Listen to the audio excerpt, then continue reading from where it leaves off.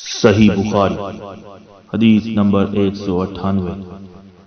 حضرت عائشہ رضی اللہ تعالی عنہ فرماتی ہیں، جب رسول اللہ صلی اللہ علیہ وسلم بیمار ہوئے اور آپ صلی اللہ علیہ وسلم کی بیماری زیادہ ہو گئی تو آپ صلی اللہ علیہ وسلم نے اپنی دوسری بیویوں سے اس بات کی اجازت لے لی کہ آپ کی تیمارداری میرے ہی گھر کی جائے۔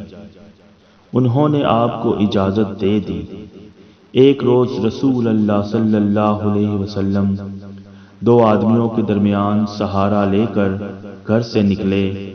آپ کے پاؤں کمزوری کی وجہ سے زمین پر گھسٹتے جاتے تھے۔ حضرت عباس رضی اللہ تعالی عنہ اور ایک آدمی کے درمیان آپ باہر نکلے تھے۔ عبید اللہ راوی حدیث کہتے ہیں کہ میں نے یہ حدیث عبداللہ بن عباس رضی اللہ تعالی عنہ کو سنائی تو وہ بولے، تم جانتے ہو دوسرا آدمی کون تھا؟ میں نے عرض کیا کہ نہیں۔ کہنے لگے وہ علی رضی اللہ تعالی عنہ تھے۔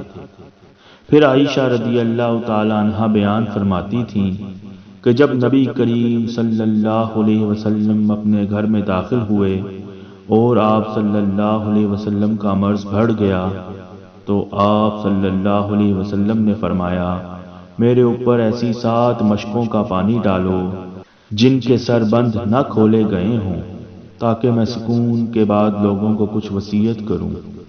چنانچہ آپ کو حفصہ رضی اللہ تعالی عنہ رسول اللہ صلی اللہ علیہ وسلم کی دوسری بیوی کے لگن میں جو تانبے کا تھا بٹھا دیا گیا، اور ہم نے آپ پر ان مشکوں سے پانی بہانا شروع کیا۔